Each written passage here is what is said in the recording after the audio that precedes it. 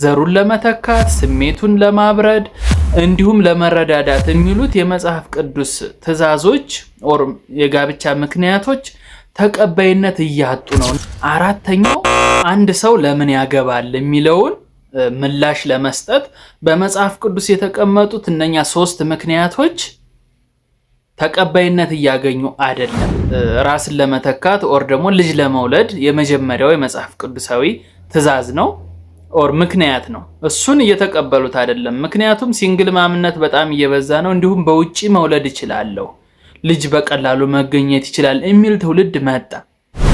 እንዲሁም ስሜቴን ለማብረድ ኦር ደግሞ ፍትወቱን ኦር የሰው ልጅ የሴክሹዋል ፍላጎቱን ለማብረድ የሚል አንድ መጽሐፍ ቅዱስ ላይ የተጠቀሰ ምክንያት አለ። እሱንም ከማንኛውም ሴት ጋራ ኦር ሴቷም ከማንኛውም ወንድ ጋራ ያንን ተራክቦ አድርጌ ራሴን ማስደሰት እችላለሁ። ስለዚህ ወደ ትዳር ምን አገባባኝ፣ ምን ስቃይ ውስጥ አስገባኝ የሚል ምላሽ እየሰጡ ነው።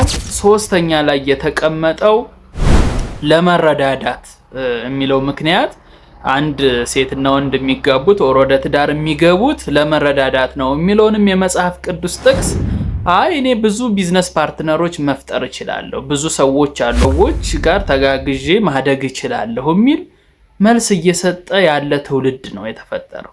ስለዚህ እነኚህን 3 ምክንያቶችን እንደ ምክንያት አድርገው ለመግባት እየተጠቀሙበታል። ሁሉንም እነኚህን 3 ነገሮች ሳያገባ ማግኘት ከቻለ ግዴታ አግብቶ ማግኘት የሚችለው ነገር አንድ ጉዳይ አለ። እሱም ቤተሰብ መመስረት። አይገርምም? ቤተሰብ ዝም ብሎ መመስረት አይቻልም ለካ። እስኪ አስቡት በደንብ። አንድ ሰው ቤተሰብ ከሌለው ኢማጂን እድሜው በሄደ ቁጥር ከ30 40 ምናምን ዓመት ከሆነ በኋላ የራሱ የሚለው ነሰብ ከሌለው ኦር ቤተሰብ ቢውልድ ካላደረገ ምኑን ኖረው? እና ይሄ ትዳር ለመግባት እንደውም 4ኛ ምክንያት ቢደረግ ጥሩ ነው ብዬ አስባለሁ።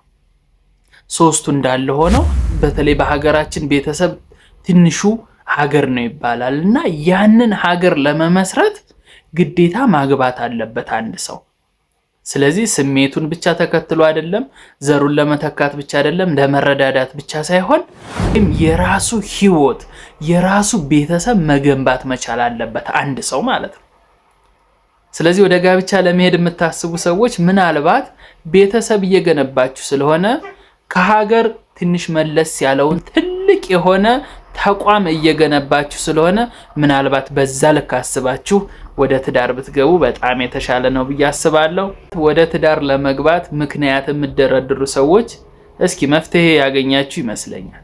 ቤተሰብ መመስረት በሌላው ዓለም ቀለል ብሎ ሊታይ ይችላል። እንደ ሀገራችን ሁኔታ ግን ቤተሰብ ትልቅ ቦታና ትልቅ ክብር ያለው ጉዳይ ስለሆነ ወደ ትዳር ስትገቡ ቤተሰብ ለመመስረትም አስባችሁ ብትገቡ በጣም የተሻለ ሐሳብ ነው ብዬ አስባለሁ። እዚህ ዩቲዩብ ቻናል ላይ ከመጣችሁ ቁም ነገር ብቻ ፈልጋችኋል ማለት ነው። ሰብስክራይብ ሳታደርጉ በፍጹም እንዳትወጡ። በቀጣይ በአዲስ የቁም ነገር ቪዲዮ መለሳለሁ። ቴንኪው